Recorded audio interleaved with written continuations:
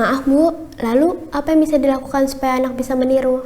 Nah, apa yang bisa dilakukan agar bisa meniru? Ya, anak membutuhkan stimulasi pastinya. Lalu bagaimana cara melakukan stimulasi supaya anak bisa menirukan pekerjaan rumah tangga yang dilakukan orang lain? Oke, mari kita bahas ya. Untuk membuat anak bisa meniru, tentunya anak harus mengamati perilaku orang lain terlebih dahulu. Kemudian ketika sudah bisa memproses informasi, anak baru mencoba meniru perilaku dan berlatih supaya semakin terampil melakukan perilaku tersebut. Dengan diberikan pujian ketika berhasil atau disemangati ketika anak belum bisa, maka anak akan terus mencoba untuk melakukan hal tersebut. Sehingga stimulasi yang bisa dilakukan salah satunya dengan mencontohkan langsung di depan anak, sembari kita memberikan informasi apa yang sedang dikerjakan. Bagaimana cara melakukannya? Mari kita simak video stimulasi berikut ini.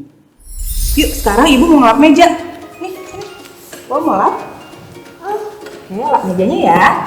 Supaya bersih. Lap lagi sini. Nih kayak Ibu sini. Nih, lap sini. Uak aja. Oke. Wah, pinter ya? Yang mana yang dilap? Pada video ini, orang dewasa mencoba untuk melakukan pekerjaan rumah tangga sehari-hari di depan anak. Setiap anak memiliki karakter yang berbeda. Ada yang spontan, ingin langsung mencoba. Namun ada juga anak yang cenderung harus diajak terlebih dahulu. Ketika anak ingin mencoba sendiri, orang tua bisa memberikan kesempatan anak mencoba sembari diawasi supaya tidak melakukan hal yang berbahaya. Karena pada usia ini, anak belum bisa membedakan hal yang berbahaya dan yang tidak. Jika anak tidak terlihat mau meniru, anak bisa diajak untuk melakukannya. Dan memang ada baiknya anak dilibatkan dalam aktivitas harian rumah tangga sedini mungkin. Saat orang dewasa melihat anak masih tampak kesulitan, orang dewasa ada baiknya memberikan bantuan, baik secara verbal, misalnya lewat arahan kata-kata, maupun bantuan fisik, yaitu bantuan yang langsung membantu menggerakkan anak secara fisik. Misalnya, kita memegang tangan anak untuk mengarahkan geraknya. Pemberian bantuan ini penting dilakukan orang dewasa agar anak dapat berhasil menyelesaikan pekerjaannya sehingga dia merasa mampu dan mau untuk mencoba kembali. Bila anak tidak diberikan bantuan dan dukungan, sangat mungkin anak itu merasa gagal melakukan aktivitasnya, dan hal ini akan membuat anak menjadi patah semangat atau bahkan merasa dirinya tidak mampu. Sejauh ini bagaimana? Paham ya? Oke, kita lanjutkan lagi.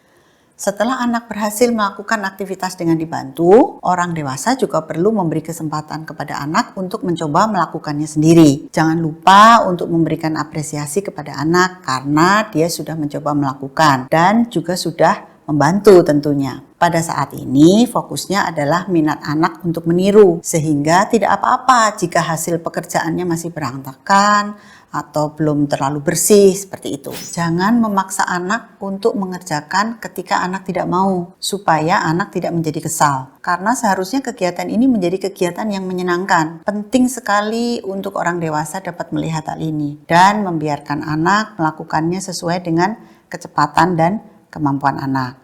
Jika orang dewasa di sekitar anak cenderung tidak sabar, memburu-buru anak, atau bahkan melakukan segalanya untuk anak, maka sangat mungkin rasa ragu dan malu yang akan berkembang pada anak. Adanya kritik yang berlebihan, ataupun jika orang tua melakukan semuanya tanpa memberikan kesempatan pada anak untuk melakukannya sendiri, maka anak akan merasa tidak kompeten. Di sisi lain, saat anak meniru melakukan aktivitas rumah tangga, sesungguhnya anak juga sedang menstimulasi dirinya untuk mengembangkan kemampuan gerak kasar dan gerak halusnya. Nah, kenapa saya mengatakan hal ini dapat mengembangkan kemampuan gerak kasar atau gerak halusnya?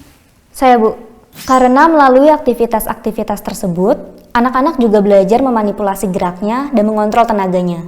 Misalnya saat anak menyapu, dia tidak bisa menyapu dengan tenaga yang terlalu besar, karena nanti kotorannya justru akan berterbangan. Begitu, Bu. Ya, bagus sekali. Dengan melakukan aktivitas menyapu misalnya, anak juga jadi belajar memanipulasi gerak tangannya saat memegang dan menggerakkan tangkai sapu. Hal ini dapat membuat mereka semakin terampil melakukan banyak aktivitas seperti orang dewasa. Sampai di sini sudah paham? Ada pertanyaan lagi? Bu, di usia ini kan anak dapat meniru berbagai hal ya. Jadi kalau misal orang di sekitar kurang hati-hati dalam berperilaku atau berkata-kata, anak juga bisa meniru ya, Bu? Ya, dengan semakin berkembangnya kemampuan anak dalam meniru, orang tua dan orang dewasa di sekitar anak diharapkan dapat lebih menjaga perkataan dan perilakunya, sehingga anak tidak meniru yang tidak pantas. Selain itu, orang dewasa juga perlu lebih mengawasi lingkungan anak, sehingga anak tidak melakukan sesuatu yang membahayakan. Oke, karena waktu untuk sesi ini sudah lewat, kita akan istirahat sejenak, kurang lebih 10 menit, kemudian kita akan lanjut ke materi berikutnya, masih mengenai perkembangan anak usia 24 bulan.